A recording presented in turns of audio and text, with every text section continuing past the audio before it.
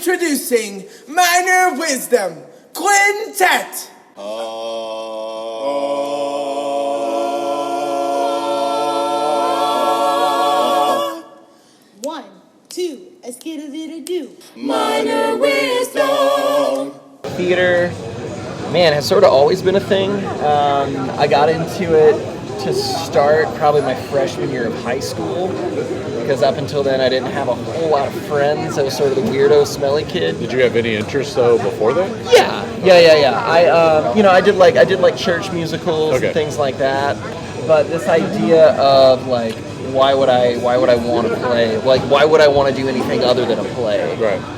Really kind of clicked right then, and that it was. I remember I went to this audition, and it was high school theater audition, so I like read a side or whatever.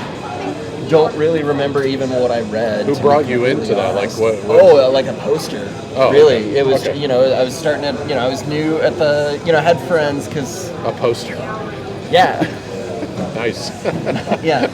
Not to be confused with the poser, Right. is who I became. There were a couple of people from my middle school had made it to the high school. It was fairly small, group of people, and, saw a poster for auditions and was like, all right, yeah. And so showed up. It was for our town, so I had like the quintessential high school experience right out of the gate. I was living my growing pains dreams. Yeah. And you learned about theater not only because the show is about theater, or has an element of, all right. Yeah. So, and it was funny too because I remember thinking when I got there, like it was just showing up for the first day of rehearsal, and I think I was Cy Crowell, so he's one of the paper boys. He's a paper boy in the second act whose brother died in the war. Spoiler alert. Yeah, sorry guys. Sorry, Thornton. And so, I had like 6 lines about having a limp or something. Yeah. I don't know. So I had to work on my limp too, which was, the height of acting for this 13, 14-year-old. But I remember showing up at the first rehearsal and just having this group, like automatically. They were like, oh, you're in the play? You're all of our best friend now. Right. And it was immediate. And that, for me, was sort of the hook for me, but then just there was always something new to do, right? And I'm not sure. I guess that show probably wasn't the bite necessarily, but that was when I couldn't imagine not doing plays after that. But you were an athlete too, right? Basic. I kind of was. Okay, that's my answer too. Yeah, I did not. I did not make the soccer team my 8th grade year. Right. Sorry. It's okay. Yeah. And then I tried out for the soccer team my freshman year. Auditioned. I auditioned for the soccer team. And I made the JV squad, but it was very clear that I was not going to play. And by the Do you think it was a pity? Honestly, I think it may have been numbers. I think he had like so many. So they had our whatchamacallit team was. The varsity team was fine, right.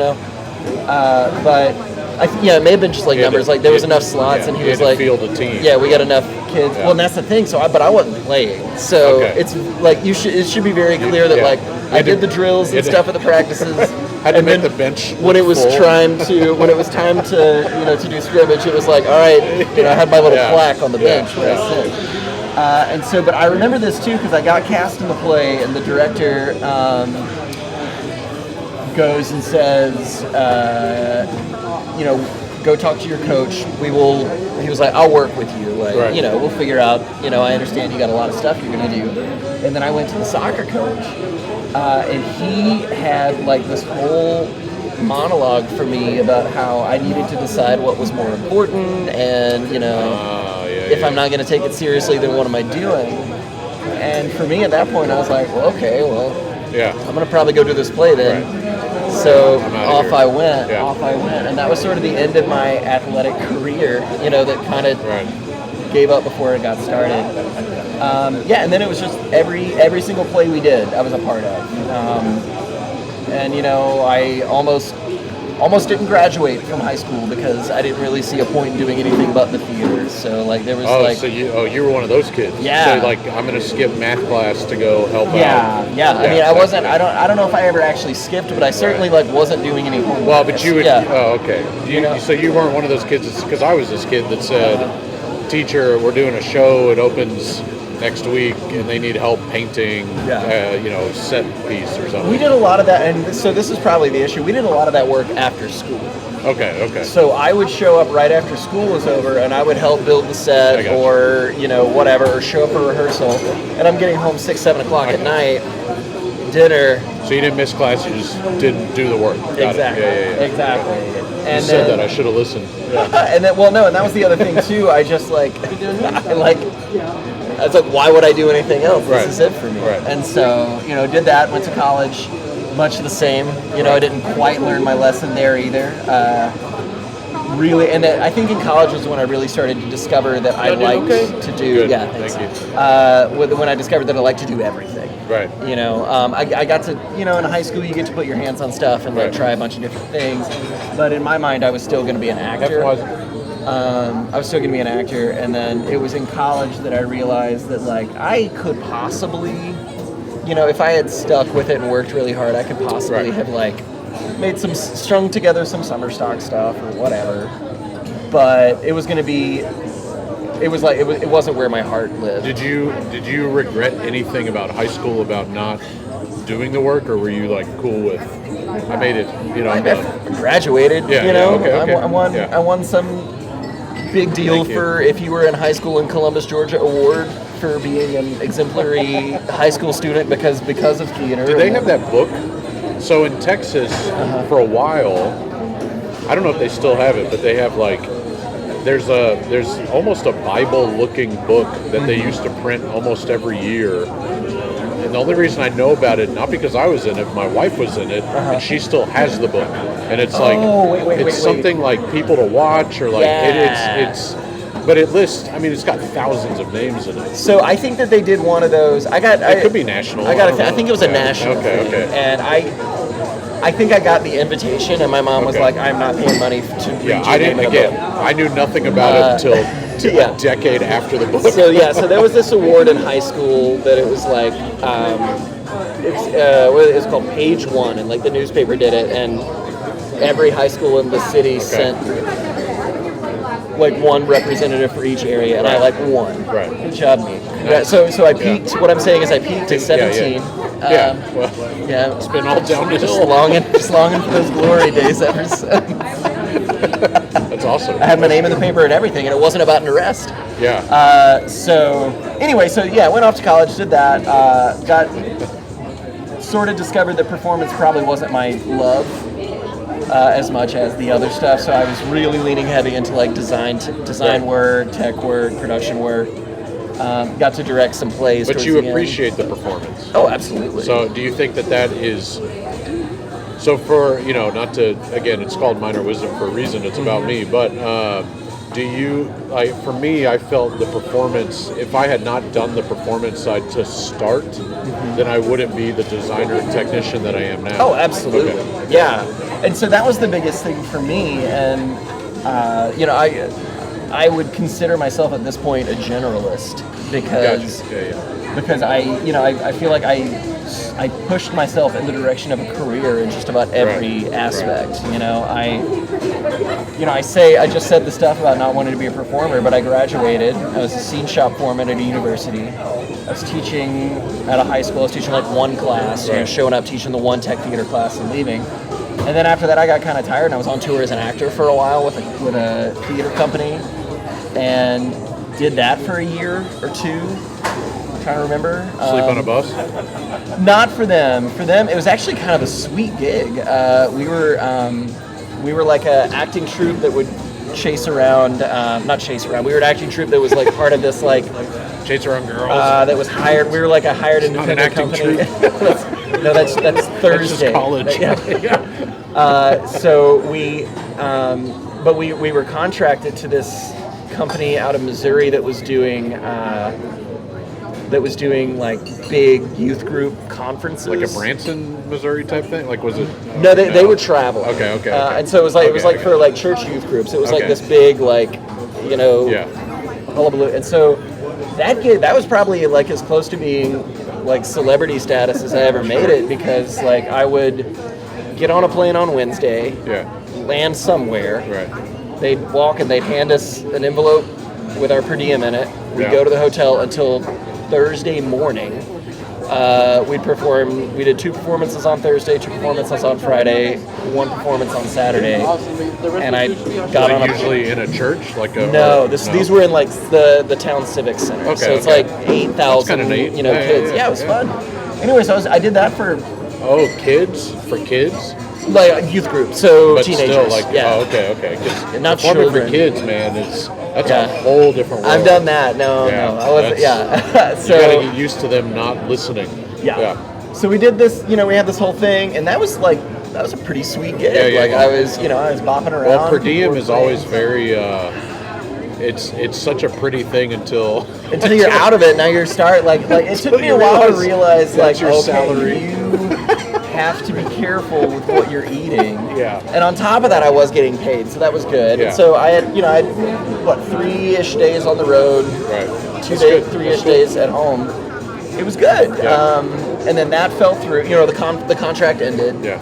And then I was doing other stuff. I was like a production backstage manager for a while. I was a lighting tech for a while, doing this and that. And after about 2.5 years of that, I got tired of looking for the next gig. Sure. I feel like every 6 weeks I was looking. I was calling. I was unemployed. So and you have to see. So in my world, what I had to do, because I knew I was when I was with Straight No Chaser, I knew every fall and every spring I had a gig. Yeah. But it was my summers. I was like, every weekend maybe I would go out. But like there were times when I was 8-10 weeks without anything to do, and I was getting paid well. But I still needed income, and so you have to find those gigs. You have to find those jobs that you can tell somebody.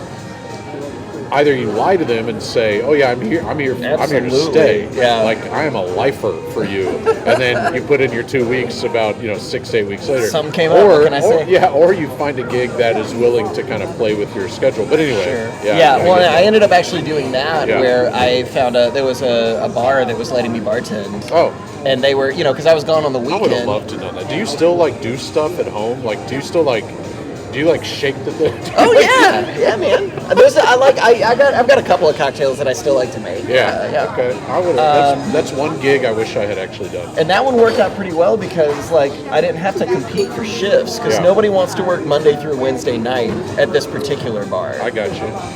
It made all its money on the weekends. Yeah. And so that was easy for me. Yeah. I could show up. I needed some income. I didn't need a lot. Right. More than anything else, I needed something to do to keep me from then just going to spend all and my also money at a bar. It's networking. I mean, you could sit and talk to people. Yeah, doing a lot, and that was good too because I learned it was like this high volume bar that it tried to be classy in the afternoons. And then it turned into basically just like a dance club at night. And so it was like a real turn and burn, super fast. There was not a million. There's 12 or 13 different specialized martinis that I had to know how to make, which was just different combinations of sugar. It sounds There's a bar in Huntsville. People, I think it's called Shenanigans. That is like that. That is bar by day and club by night. So and it's always funny because you can tell the DJ shows up. He's a cool dude, and it was all right. And you can almost set your watch and all. You're all right, here we go. You never lived until you've had to close that kind of place down at 10 on a Monday because it's just you and the DJ with flashing lights. So did that. That was great. And then decided, and I was like, I need something more stable. I know what I'll do. I'll go to grad school. So I did that. I went to grad school at Texas State for theater history, dramaturgy. Did that. Had some on and offs. After I graduated, I applied for PhDs, and while I was waiting to hear from that, I did some freelance lighting work, some freelance. I think I did one dramaturg gig, things like that, in Austin. So I was driving from San Marcos back and forth. And we were just talking about that. That drive is it's a bummer drive, but I loved San Marcos, man. Well, yeah. But again, in retrospect to Texas, it's not that far. But exactly. And so bopping back and forth, and then I got into UGA, went and did that. And we were going to talk about sports probably after I graduated. So I was a pretty quintessential stereotypical theater kid in high school, especially after like the sort of experience that I had where I was like, well, it's us versus them, it's Sharks versus Jets, baby. What were you? And Were you a Jet? I was. Look at me. Yeah, when I'm a Jet, you're a Jet all the way. So I kind of turned myself off to sports for a good chunk of that time. And it was after college when I was working scene shop for him, and my TD was a big sports guy. And got me into hockey to start because he was from up. Well, but Atlanta. I mean, as a Georgia guy, how long were the Thrashers around? Long enough that T-shirts are funny to see now. Like we had the Thrashers. So it wasn't a complete foreign. But like sort of really got into sports, and he was a Red Wings fan, which I later learned is basically sorry to cut you off. Yeah, but a Red Wings fan or like a Bruins fan, or they would argue there's no place for hockey in the South. Yeah. And yet here we are with the Dallas Stars having won last year. I see Tampa Bay in it every year. It's almost as if these players are mercenaries and they don't like stick to their region. I'm surprised it's not a bunch of Floridians playing for the Lightning. I am not surprised. I remember because we had a minor league hockey team in Columbus, Georgia. The Columbus Cottonmouths. Yes. And they were good. The Houston Aeros played them. Yeah. Well, they weren't good enough because the Aeros won quite a few IHL championships. Well, there you go. But we were good enough that it was like embarrassing because we had star players. And that was another thing where you like learn later. You're like, oh, if you have a star player in the minor leagues, that's because they're good enough to not make it to the majors. Right. And anyway, so we had all these Canadian dudes, which was great. Yeah. Anyway, so got me into hockey. And then from there, it sort of grew. And I kind of rekindled a love of sports. And that was probably when I started to really connect my sports and more sports and sports films. Because like I realized that that's one of my favorite things. Is like sports mythology, like movies about triumphs or agonies of defeat or whatever. Like I just eat it up, And so sort of rekindled that. I've always sort of been a Georgia fan. That was part of why I applied there, So did that, and then got my PhD. Taught in Savannah for a while. Taught in New York for a while. Which, by the way, Savannah, one of the coolest places in the States. Oh, I love it. Great. I love it. We'll get food in a little bit, I think.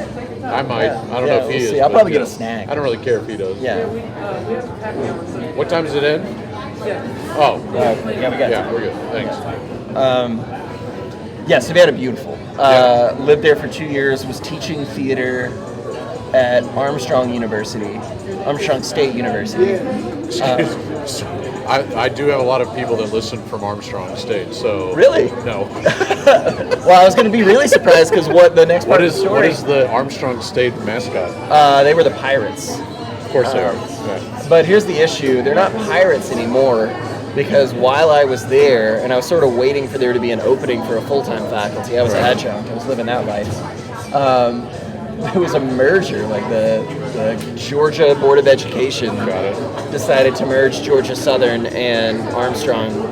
So we went from being Armstrong State University to Georgia Southern University at Armstrong. Armstrong campus. Right.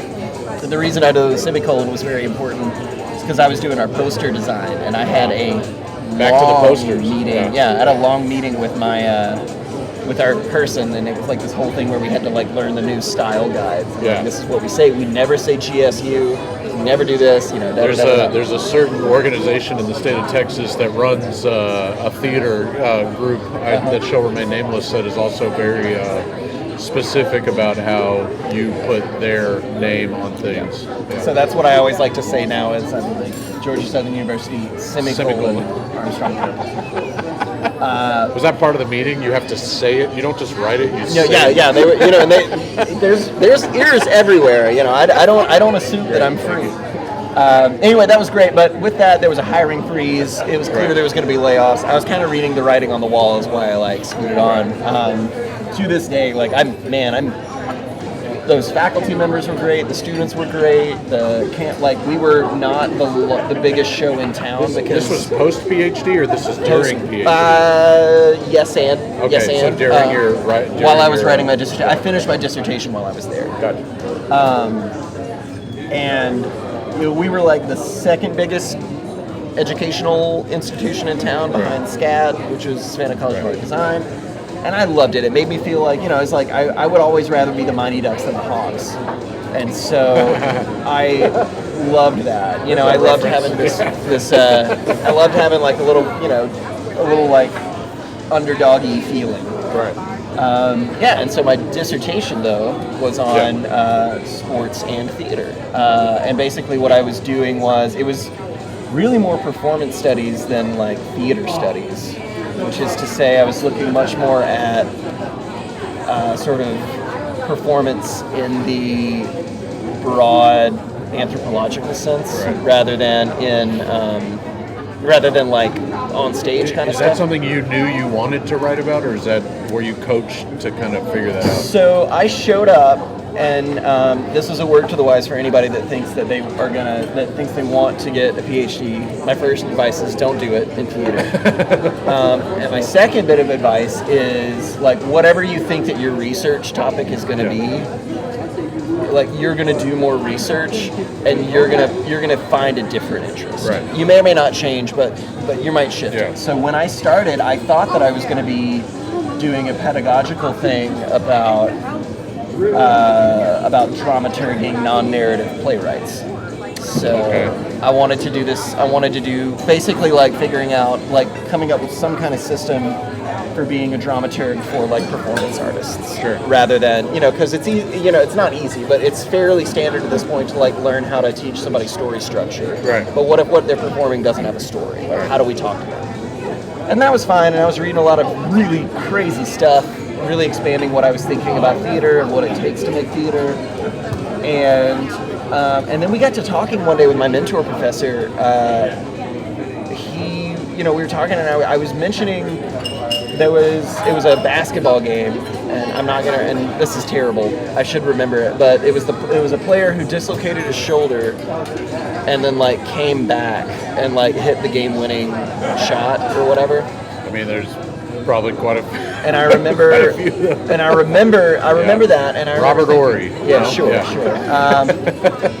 So I think it was more recent than that. But I remember thinking like that part of the performance and the way that they sensationalized it. I was like, so yeah, he's obviously hurt. I was like, but from my own experience, I've dislocated my shoulder before. Have you? Yeah, several times actually. But and it hurts. And putting it back in, it's tender. But like, if I needed to shoot a basket, Daryl Morso? No, that's. Are you looking it up? Yeah.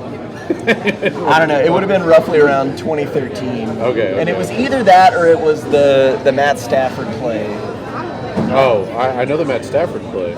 When they were playing the Browns, I think. Yeah, it might have been that one where he takes that ridiculous hit and they have to call the timeout and he goes back in and he's obviously concussed and he scores the touchdown. Enos Cantor. That's you want to do him? That's it, right? Yeah. Enos Cantor. Yeah. And so, but anyway, so this idea of the performance of hurt or of effort, and where is that? And then that he was like, okay, so that's an interesting idea, and that wasn't quite what what we were talking about. There's somebody writing their dissertation about that right now. So like, let me say, it wasn't that it wasn't enough, but like I wasn't headed in the right direction. Right.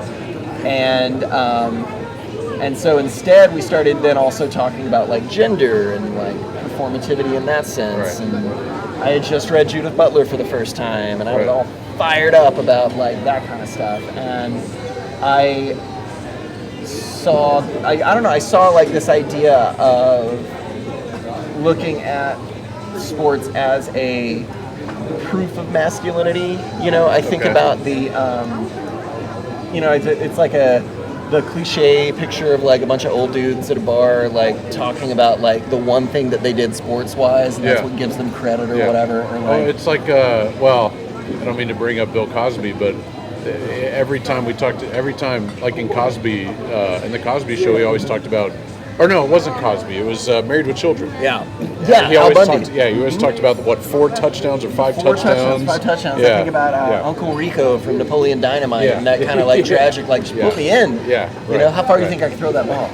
And so, but, you know, and so that's like a comical version of it, or a comical version of like, you know, undealt with trauma, but like but that was what I started to look at, and it's like, how did we decide that this is what makes defines a masculine thing? And then it just it just kind of grew and grew, because, and then it became so obvious to me. So I was like, oh, okay, well, da-da-da-da. And then I started to look at the history of baseball and football, and they were invented really close to the same time. Yes.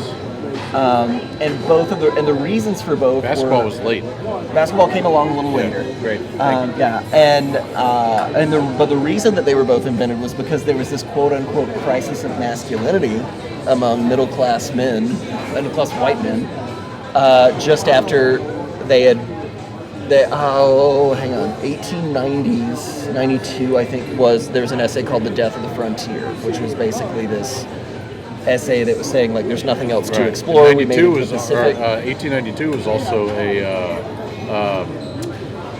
what is it called? The Technology Summit. Why can't I think right now? Because it was 92 and 96. They had World's Fair? A World's Fair. Yeah, thank you. Yeah.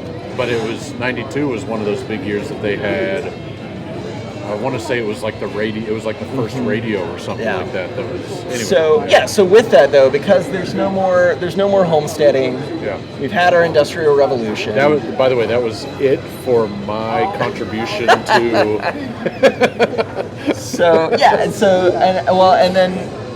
they do that, and then basically like families are moving from the homestead into cities, and men are. Specifically men, but women too. Like, men are starting to not own their business. They're going to work in a factory. They're going to work like for something else. Yeah. And so with that, we aren't owning anything. We're not conquering anything. And on top of that, God forbid, my son is going to school and there's a woman teaching him. Right. So then there's this like fear, and there's this like fear of like feminization of our boys. Yeah.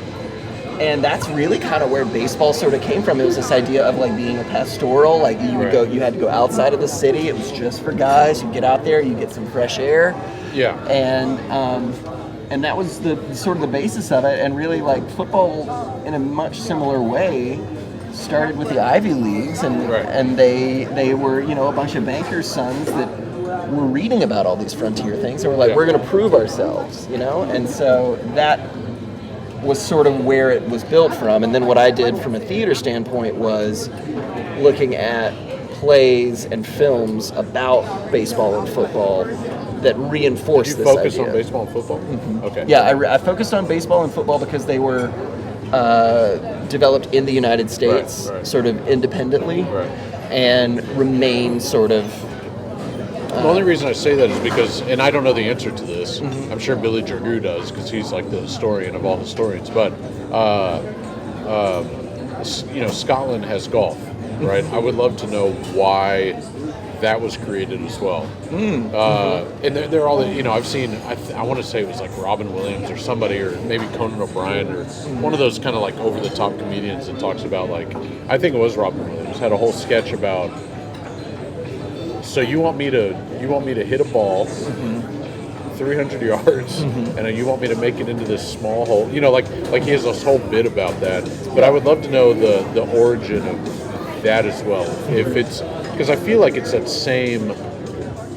got that same type of machismo a little bit, you know. There's a bit of machismo, certainly, and I would certainly say the pastoral is a big element of it. It's like, we're gonna, you know, we're gentlemen, we're gonna get out here, we're gonna have conversations, we're gonna walk our land that we own, but, you know. So then, I mean, maybe you don't know the answer. I don't know if you know the answer. That's why I'm asking the question. But there's a clear difference between baseball and football. So why did baseball was first, right? Yeah, I think so. And then, officially, and then football yes, it was Ivy League, but it was monsters. Like it was like let's hit each other. It was a brawl. Yeah, it started out as like a fist. Whereas baseball is like sophisticated and like, you know. So maybe less sophisticated than you're thinking, but you're getting But to where it's not a contact sport. Sure. Yeah. Sure. You're getting to a delineation that I drew in my in my paper, in my essay, which was that baseball and football represented sort of two paradigms of masculinity. Okay. So that's what it was. And so I called it. But the irony. Sorry to cut you off. Yeah. Go ahead. The funny part is that football. I don't know. I mean, again, you know the answer most likely. It didn't necessarily start in the Ivy Leagues, but the it did. So it did. Yeah. So then that's the funny part is like, you think of Ivy Leagues as these people that aren't brutal and aren't, you know, they're there to learn math and science and solve the world's problems, and no, they also want to hit the shit out of each other. Well, so and so that's an interesting. So there's kind of two things at play here. So Walter Camp is sort of the guy credited from Yale. Yeah, I've got a great biography of him if you want. Okay. I might. But really, so this is my favorite little tidbit about football was they were trying to play rugby. So they had a rule book. Stupid American. Yeah, well, no, here's the thing. They had a rule book. But like the rule book didn't explain any of the terms.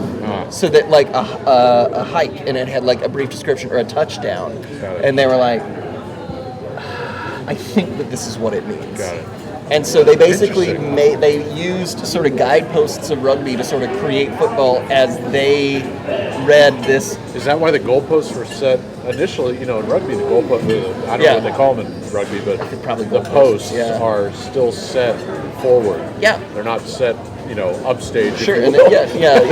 They had the downstage posts, and then the other thing was So and it was this idea that by the time they were trying to play rugby in the United States, like it had already been a thing for like I'm not going to hazard a guess. Yeah. It's already been a thing for like 4,000 years in England. Been around for a long time. And so the rule book itself like took a lot of understood knowledge for granted. Got it. And because they didn't have that, like they sort of had to make it up themselves. And then it was like, well, there's not a rule. And then the whole development of football, there's not a rule against this, so we can do it. Yeah. The original rule book for football that they wrote, like that the Ivies wrote, had something like 42 rules in it. When I wrote my dissertation, I know it's more now. I should know the answer. So as of 2015, 2016, when I did this research, it had 512. No, 512 is different. It had 511. I remember it was close. So, and what was happening was, rather than like figuring out the game, they would just change a rule. They'd add a rule, add a rule, add a rule. Sounds like kids. It's like Calvin ball over the course of 100 years. Sounds like my daughter's playing a game. Like, no, that's not how you do this. Well, and what it was the people in charge had an idea of how they wanted the game to be played. Right. So every time somebody did something a little different, they would just make a rule and make that illegal for the next year because they could. Were referees always a thing? Yes and no. Right? So was there always somebody on the field to tell you you've messed up? Think about it in terms of, like, for a while, it was basically a club sport. Okay. So there might be a volunteer that's, like, trying to be an outside party, but as far as, like, professional referees didn't come around. Yeah. The most dad of them all with his socks and his sandals, you know, he's out there, and everybody just knows. And everybody just knows. Right. So and then they would continue to change the rules, and Walter Camp, you know, this I'm not mad at him for this, especially because I didn't have to deal with it, but he represented Yale, he coached Yale, and he was also on the rules committee, so he shaped the rules, or used his influence to help shape the rules so that his team would do well. Yeah. You know, and so there's all of these stories about how players would, you know, Carlisle is a really good example, because that was this Native American prep school. And they would do all sorts of stuff that wasn't against the rules, and then the next season it would be. And they would not let them develop their own style. So what you're trying to say is that football was the precursor to UIL 1 I play. I mean, You're not wrong. And one-act play, has been around for 100 years. I mean, you're not wrong, so because it's much along the same lines where probably, at least at the very beginning, the people making the rules are the people participating. And that's how you end up with arbitrary rules. Right. Well, and one of the things I've learned throughout this 120 plus interview process of this podcast is that there are quite a few directors that have a rule because they did X, they did something. There's a rule in the rule book now. It's not named after the director, but it's the Geoffrey Douglas rule, because in the show last year he painted everything red, and now we can't paint everything red. I would formally like to have my rule be that we're now allowed to have bicycles on stage. So your Eurydice you can have a bicycle for Eurydice. Because the child, devil, whatever that is. Yeah, no, I want to use him like in every show. Yeah, kind of like a Starlight Express, but with bicycles. Yes, or roller skates, whatever. I also want to be able to put my set in the audience. You can't put this. Well, can you? There are. This is me not knowing UIL as well as I should. So the only thing I've ever seen as a contest manager is you can't put necessarily the set in the audience, but if you wanted a light special that was in the pit or in the front part of the house or something, good. Can I have another Amber? And another menu to see what the food is, because he took it. Anyway, it's all right. No, it's fine. I know it's like cheese fries and something. Anyway, but I've seen lots of people put scenery in the sort of negative space, if you will, in order to put a light or put something that an actor references. I've seen that. So. Yeah. Well, it's so funny too, because for our most recent play, actually, I'll do this. We did for the most recent play, we were doing this thing where we wanted these statues, because in the play there was a mention of statues, but they also anyway, I made these. You wanted statues on bicycles? No. Okay. I wanted statues that glided, though. That you didn't have to pick up. I wanted them to move. Yeah, you can't do that. Huh? Well, actually, we did, right? So. But on furniture glides, not on casters. Yeah, not on casters. So we made these super soft. We called them teddy bears because they look like teddy bears. Is this why Katie quit? No. No, she was on board. She was like, I don't know. She was like, I don't know. Gotta get out before. Gotta get out. I don't know. And then and we finally got it to work, and we slid it. And she was like, okay, that looks really cool. And I was like, yes. Yeah. All right. Good, because we have 2 weeks until contest, and I don't have time to come up with another idea. But we ended up with these abstract trees so that they could be a certain height, because statues can't be taller than this, but trees can be. Right. So we had to call them trees. And then I had a ground row that had to be, it wasn't a ground row, it had to be shrubs and it's we literally wrote on the back of the things shrubs, flower box, so that there could be no question. And it's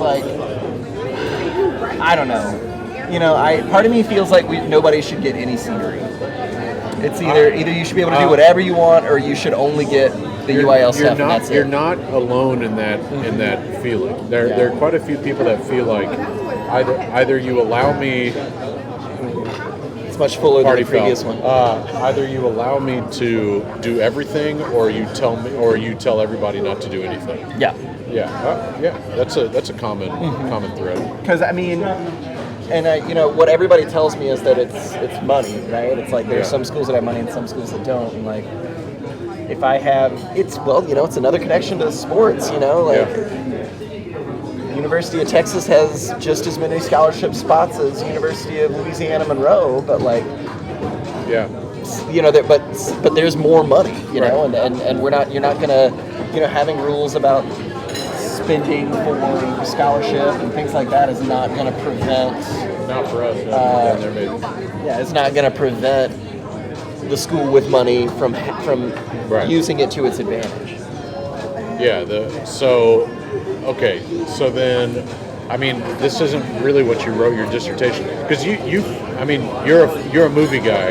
Let me go with the movie side, because I don't want to piss anybody off with what I was about to ask. No, ask something about plays. Let's do it. Well, I was going to ask about like in your research, I guess. Sorry, the Astros are on highlights right now. This is yesterday, but still, yeah, I know, but it's with the ride or die. See right there, it says on a wild night, so I wanted to. But the ride or die, ride or die. I don't care if they lost. See right there. Oh, come on. For a small guy, like we have small guys that smack the ball. But anyway, eventually I'll ask why you're an Astros fan. Oh my gosh, that is. Hey, the good thing about Correa making that error, it doesn't look good for trade value. Keep doing that, buddy. So like maybe he'll stay on the team. Keep him under 300 with his batting average. Yeah. It's like clean 299. But so the whole money thing. The money thing is a huge. That's such a massive debate, and it's not just with one act play, but like with all the major cities, with Austin, and I forget what they call it now. It's not the Gatsmas, but there's a name tied to it. Dallas Summer Musical. Here it's the Tommy Tunes. There's a whole lot of. I've heard a lot about the Tommy Tunes. I've yet to experience. So it's just pretty much a Tony Awards type thing where judges come out, and I use judges very loosely because they're not all professional theater people. Some of them, like we had a judge one time, nicest guy in the world, but all his background is in lighting. So what is he looking at? I don't want, and surprising, we got nominated for lighting because that's also my background. So but we got very few. We didn't get any other nominations. I think we got a few tech nominations. Sure. But my point is that's not a good judge, right? And you want somebody that's kind of got a little bit of knowledge of everything. We had a napkin. Yeah. And another happy hour menu, if you don't mind, because ours was snatched. But like the money thing, thank you. Is this both? But the money thing is like such a sensitive subject, because how do you separate those rich, wealthy schools from? You can't tell a rich, wealthy school, hey, don't produce this show better than others, because like you're not going to go with the lowest common denominator. You want to go with, you just want to like maybe do separations like you would 1A, 2A, 3A, 4, that kind of thing. But with the money side, but you have 6A schools that make a ton of money, and then you have 6A schools that are Title I. Sure. So I don't know, man. Like, I mean, it's just like a huge debate with. There's no real good answer. It's priorities too, So along that same debate, you do the 6A, 5A, 4A. What is Carnegie Mellon?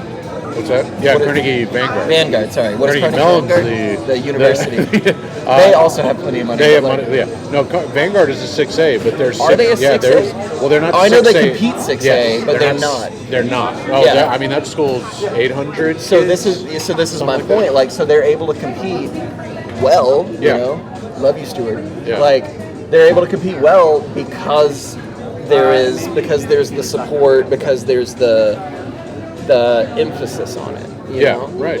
And if you put emphasis on it, that's the same way that like a school. Oh man, hang on, here comes another sports reference. So Vanderbilt is much smaller than University of Georgia, and they don't win at football nearly as much. They do, the Parthenon. They're also, I think they're the only private school in the SEC. So they can throw money if they want, and sometimes they do, and they do well with a smaller student body.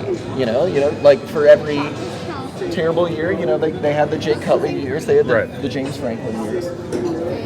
So it just depends on where you put it. And I've read, I've read a lot. Like if the Ivy Leagues ever decided that they wanted to be good at football again, they would be. Yeah. Because they don't play by anybody's rules but their own. Right. Like they could just say, okay, we're gonna take this $10 million endowment. Yeah. And, like it, like nothing. My cousin was a starting quarterback for Princeton, but anyway, That's I digress. amazing. Yeah, So it was yeah, awesome. It was well, awesome. and so that's cool. Yeah. Like it, and so it's about priorities more than anything else, which is also how you end up with a school like Kentucky, who famously had what football coach before he became famous? They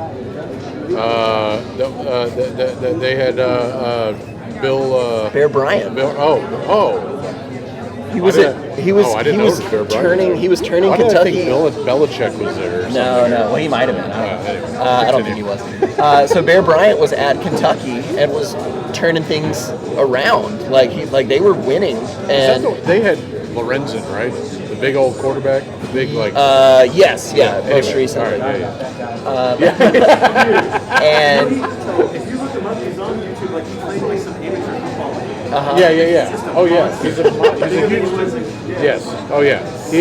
He likes fried food. Yeah. Who Yeah. doesn't? So but then he gets run out because the basketball coach had the ear of the AD because he'd been there longer. And next thing you know, he goes off to Alabama and does what he does. Yeah, I heard he did some things. Interesting. Yeah, I'm looking up. He's got a play written about him. Bear Bryant does. Yeah, Bear Bryant. Yeah. So, Mark Stoops is current. I didn't realize Mark Stoops was the coach of Kentucky. Kentucky had a pretty good season not too long ago. But anyway, that's they did. That's not what this podcast. And Stoops is is going to be the coach of Kentucky for a long time because he has maybe the best deal in football. What is that? What is it? I'm gonna get the numbers wrong. Hold on, I might be able to find it. Kentucky is a basketball. Their first school. season was 81, like 1881. Yeah. So Kentucky is a basketball school now, so he's not expected to like play for conference championships or Right. anything. So whenever he wins, I think 6 or 7 games, he gets a industry approximate raise and a 2-year contract extension. So wow, All he has to do is win 6 games. Wow. So the modern University of Kentucky was referred to as Kentucky State College, and nearby Transylvania University was known as Kentucky University. Wow. Who knew? Who and knew? I just, Well, you did. yeah, and all I mean to say with all that is just that, like, it's about money, but you can spend a lot of money and do not much with it. Cough, Longhorns, cough. Or you can,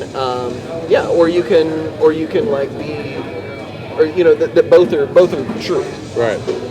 I got that. Alabama throws so much money into the football program. So that goes along with the idea that, like, I take a lot of pride in my. Well, they're no longer going to be called fall shows where I'm going,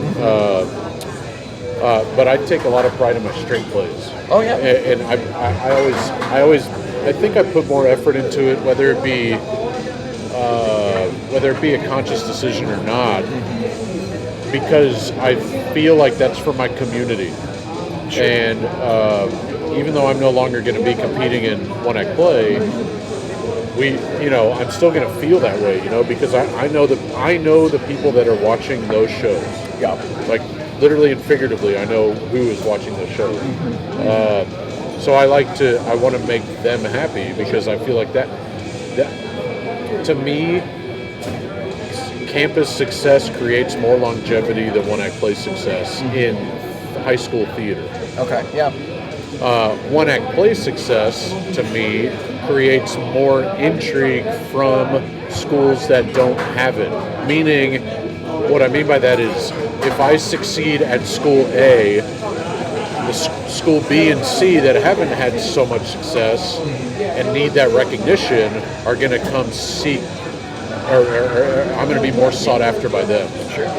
Whereas the fall show, musicals, Amy Jordan, love Amy, she's very good at creating on-campus shows. Yeah. She doesn't have a lot of really positive history in one-act play. Now, she's sought after for different reasons, but there's a reason she was at Denison for so long, because she wanted to work on the community. She Right. wanted to build her community. That's me. I mean, that's more along my, the lines of like, I'd rather please the people that I'm going to see at the grocery store. Yeah. than I would, who live 100 miles away because I'm competing at San Jacinto Junior College. It's a whole thing. It's a whole thing, and it's art in general. Capital A art is subjective. Yeah.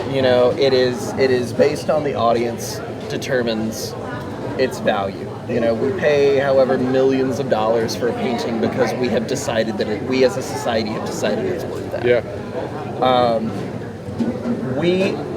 Along those same lines, like theater is much the same way, where it's very much subjective. Yeah. But you have a lot of trouble. Like turning that into a number. Right. And so, along the same lines, like you can tell me.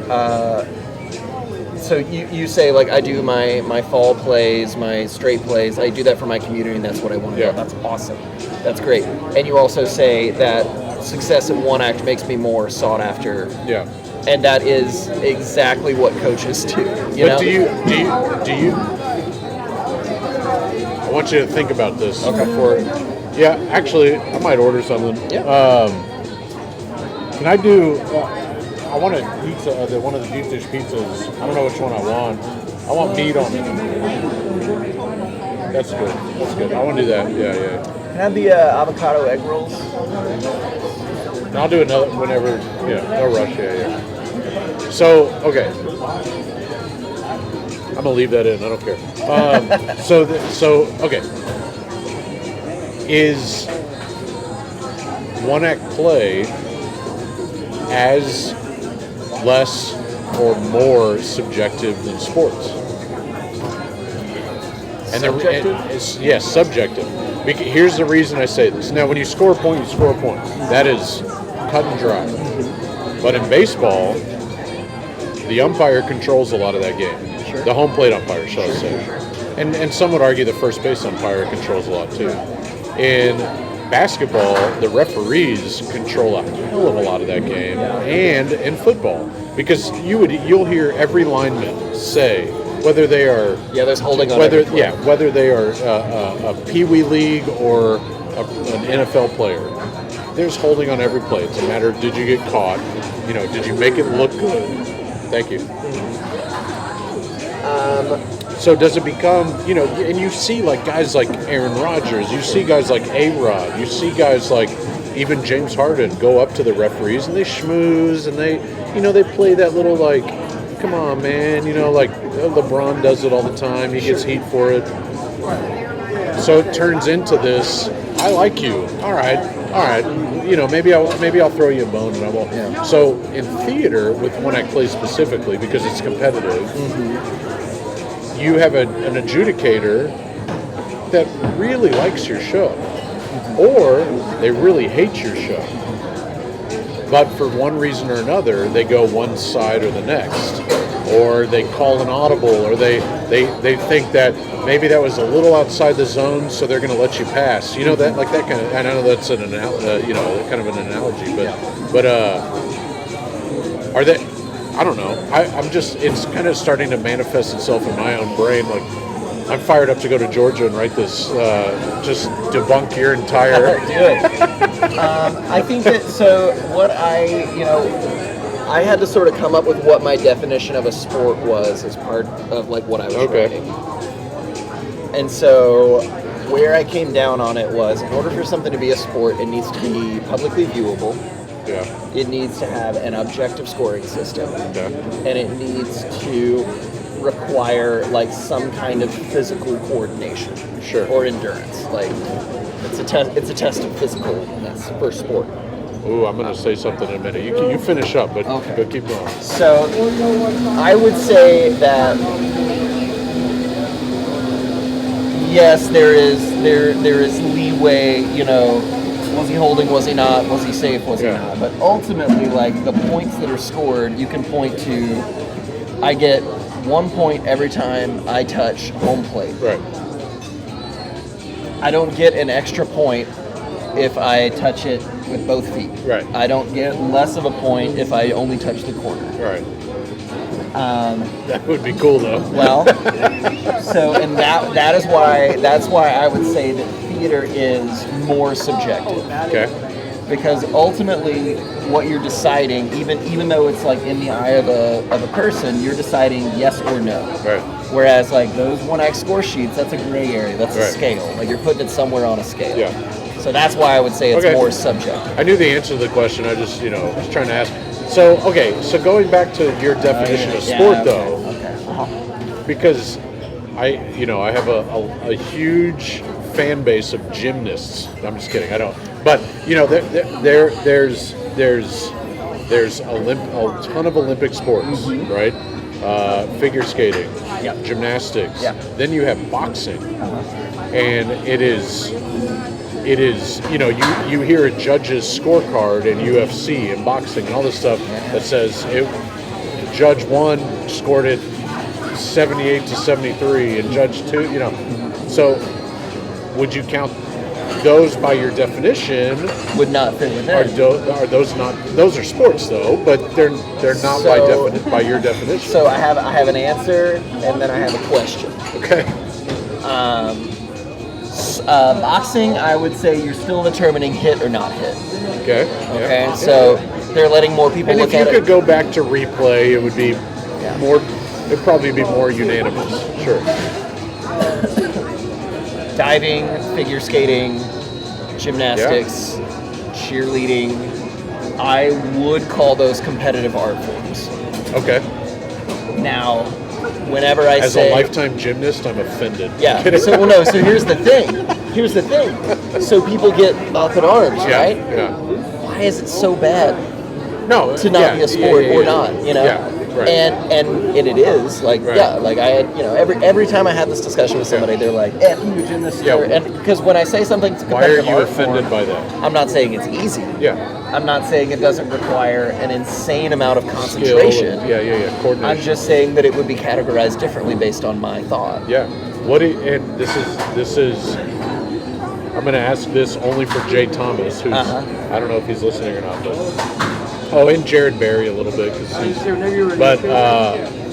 used to do that. Sorry, they were signing the manual scoreboard.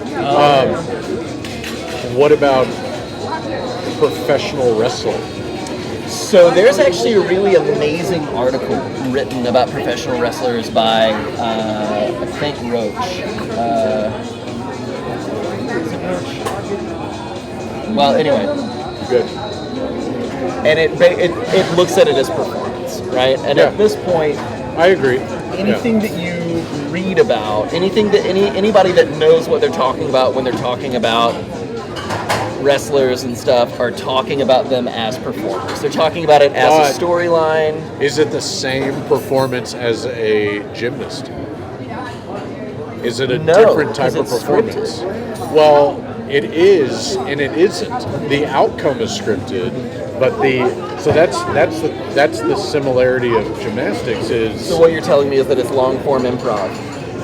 kind of. Yeah. I mean, yeah. So I mean, it's- yeah, because they We know what buttons we're going to hit. We know how it's going to end. We don't know how exactly we're going to get there, and we're going to work with each other to do it. They do what they call it in the ring. They Sure, call, yeah. Well, that was one of the reasons it's not as common anymore because the referee has so much input. But wrestlers in the 70s and 80s had long hair because they would literally let the hair get in their face and they would be able to say They to could their mumble stuff, opponent, yeah. clothesline, something like that. So that was kind of the origin of why do we always have long hair. Yeah. That kind of got thrown out the window with Stone Cold Steve Austin, but Listen though, man, all that beer foam. yeah, Be able to see anything like that. you get enough beer foam, you get a little buzz. All right, interesting. So yeah, and so I think wrestling is really, really impressive. But people talk about now like the setups for the heel turns and wanting the right kind of heat for There's your a certain heels. story, And Certain with that, formula. so that tells me that you are an incredible performer. That tells me you're an incredible athlete. And it's like we have to also acknowledge that, and this goes to sort of my grander theory that I think sports lives more in the world of theater than a lot of people would want to admit, that all of this is for entertainment. Yeah. Like, you know, if you and I go and play one-on-one basketball, like, that is not a sport. Right. Like, that is us, you know, dudes being guys, Yeah. like, shooting the hoops or whatever. But if we join a adult league and, like, have an audience Right. and everything else, like, the sanctioning of it is what makes it a sport, Right. really. Along the same lines, like, if you and I go and perform a play for nobody, it's basically rehearsal. Right. Like, it doesn't really become theater You need until those three there's somebody elements. watching, Yeah. right? Yeah. And it's the same three elements, right? Right now we're looking at an empty space. We're looking at somebody, you know, we're watching the French Open. Yeah. Djokovic is there, and he's performing for an audience in a space where we've agreed that these are the rules. Yeah. Yeah. May as well be doing Hamlet. Yeah. Yeah, I mean, I can't argue that. Yeah. But all that said, sorry, I just got a text from a friend that all he does is insult me. Oh, good. But his goal is to make me, you know, laugh about it. So anyway, it worked. It worked, Bobby. Those are the best kind of friends. Anyway, all right. So yeah, I don't know now. Yeah. Well, so, you know, and I, you know, everybody I've talked to about one act.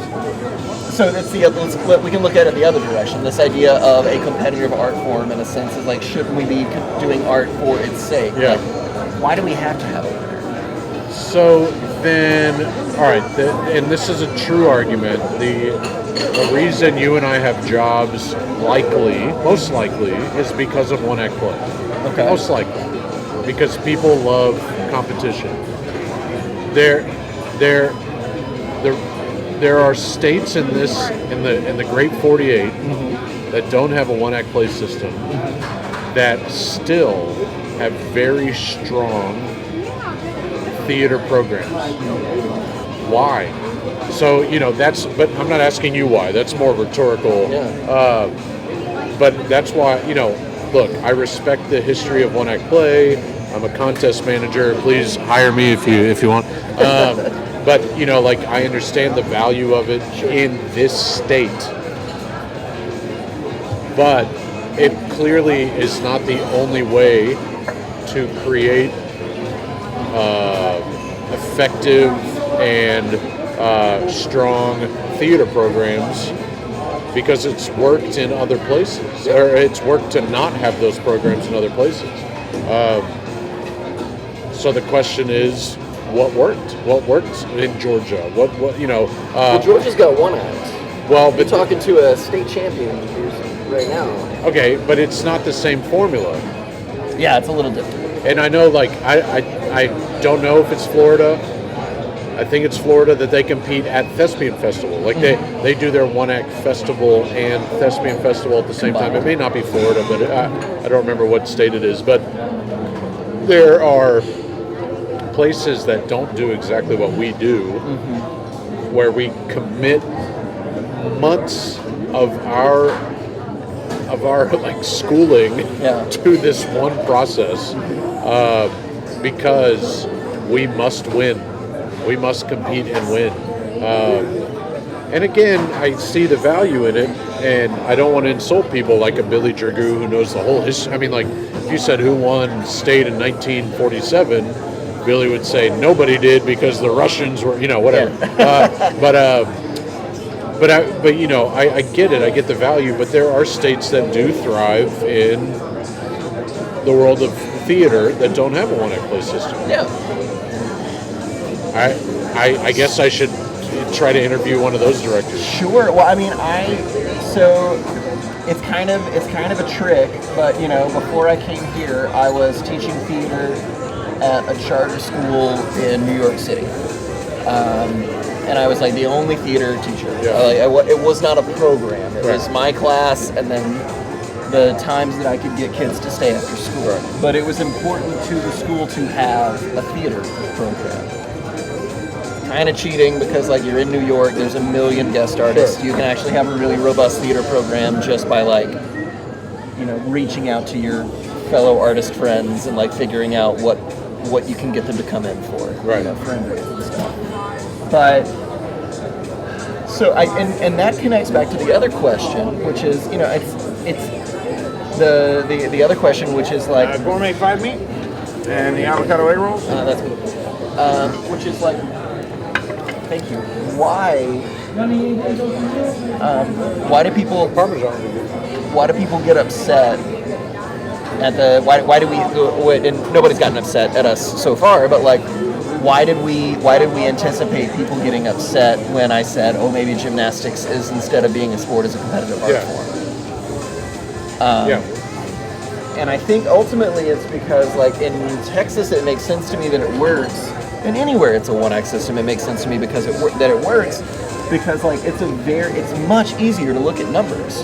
Right. Like it's much easier to look They're at concrete. Yeah. you know what, you know, and as much as I think anybody that loves one, I would also agree like the right judge on the right day is a big part of it.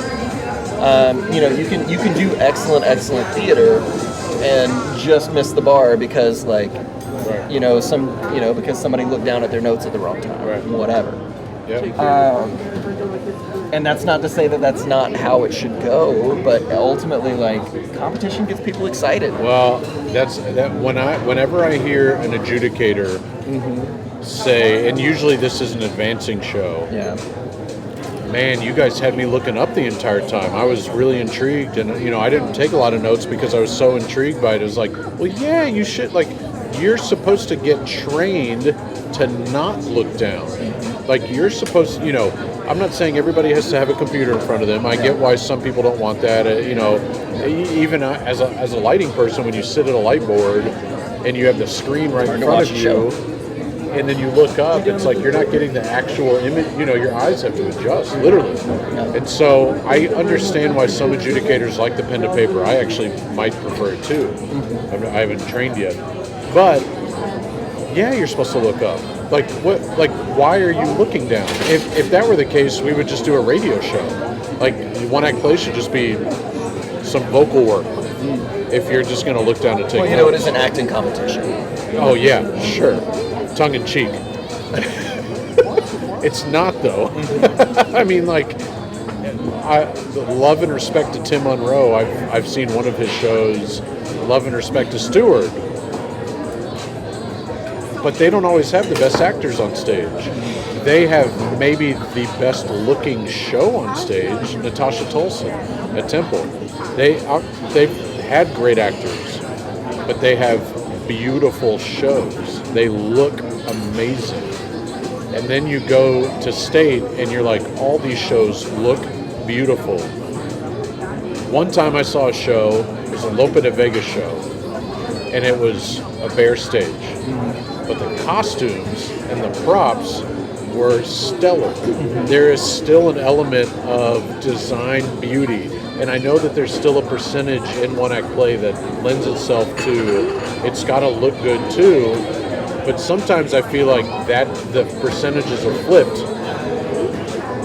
We loved how this looked. And so the 85% that we're supposed to put towards acting, we're going to put towards the look of the show, the design of the show, the style of the show, and then the 15%, yeah, you know, your Willie Loman was a pretty good actor.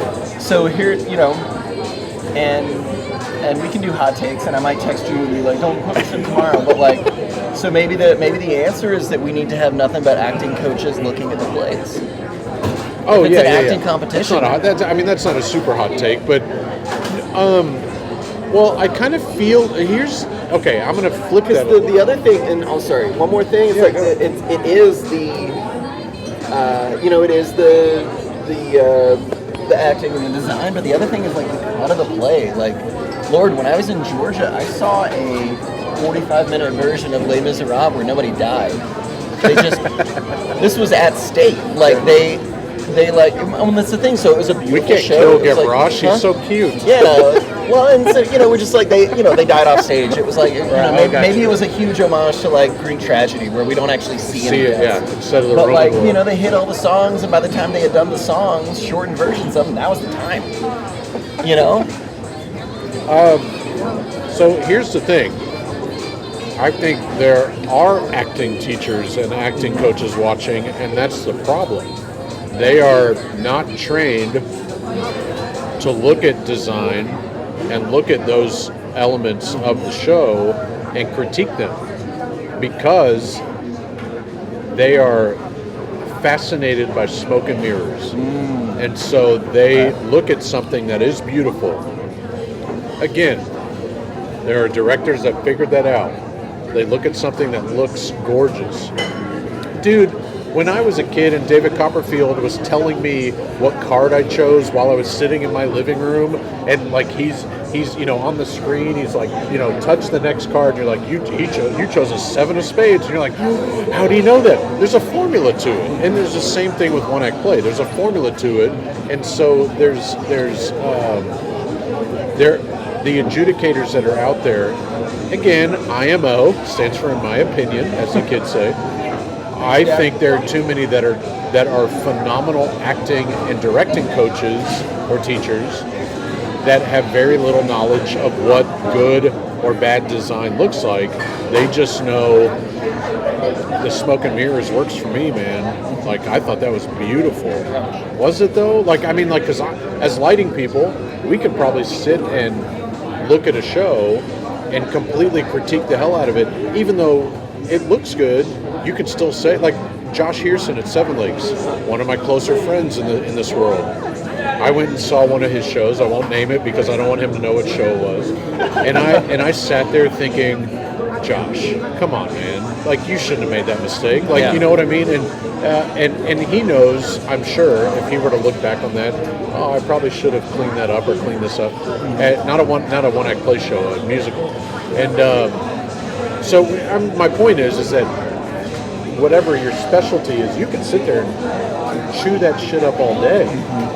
But if you don't, I was like, wow, his actors are really good. I don't have a huge acting, directing background. No. So I'm not going to sit there and chew it up. Okay. Same goes with sports. Sure. There's a reason the quarterback is the most popular player on the field. Because he gets the ball every time, and we're not watching all 4 or 5 wide receivers. We're watching the quarterback and then whoever he gives the ball to. Not what are the other players doing in order to make that play unfold. Watching the ball in just about any sport is like the worst thing you can do. Well, it's not the worst thing you can do. I mean, that's where the action is, but that is sort of your ability to watch a play unfold without watching where the ball is sort of like the next step. Yeah. So that's why I love sitting in the end zone. One of the ways, because you get the see the whole full 50 or full 40. Good, all 22. That's I like to watch. What I like to do now when I'm watching, and it's hard to do watching it on TV because this camera also follows the ball. But I'll pick a player and I'll watch what they're doing. Okay. It's especially fun when you're watching linemen on either side.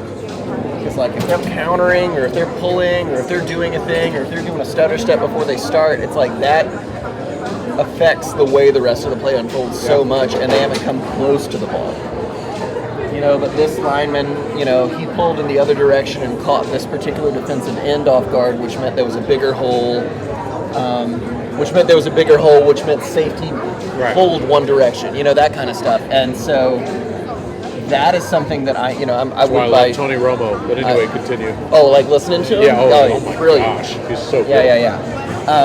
But that's one of these things too where I am by no means anything better than an armchair assistant coach, but just reading as much as I have about sports and stuff has sort of made me a little bit more interested. I wouldn't even consider myself a journalist about these things, but watching it, it's fun and it's connected to the same thing. It's like teaching yourself where to look as a spectator versus where to look as a professional. You know? So there's something to be said for that, and it's like, I don't know. I don't know what the answer to one act is. I'm not sure it is a problem that needs to be solved. It is what it is.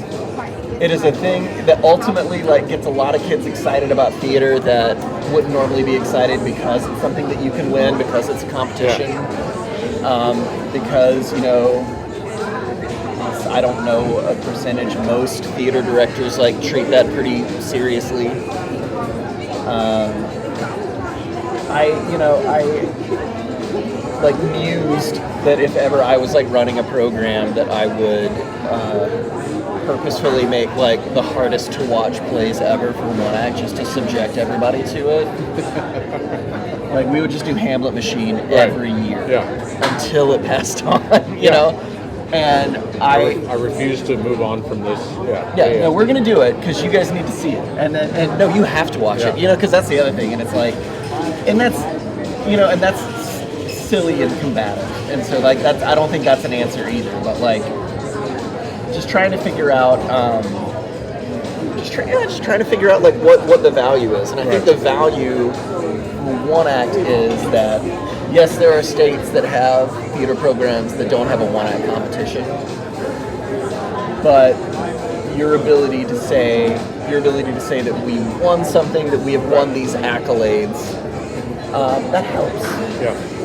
Every city also has, from the professional and community standpoint, if it's got a big enough art scene, there's some awards that they give to their community artists, right? And people like that recognition.